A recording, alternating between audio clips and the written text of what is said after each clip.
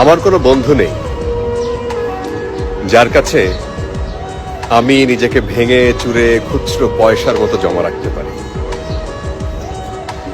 যে আমাকে যত্ন করে সঞ্চয় করবে, প্রয়োজনে ফিরিয়ে দেবে একটা একটা আদর।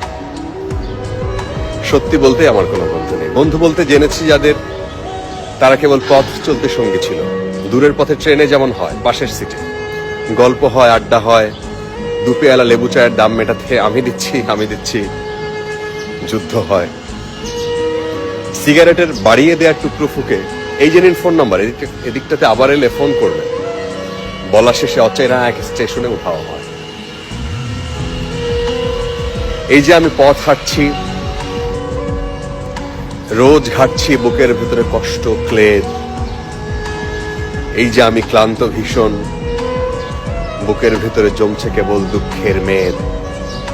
তবুও আমার নিজের কোনো বৃক্ষ নেই। প্রবল দহন দিনের শেষে যার ছায়াতে জিরব ভেবে ফিরে আসার ইচ্ছে হয়, তেমন একটা ছায়ার মতন, আগলে রাখা মায়ার মতন আমার কোনো বন্ধু নেই।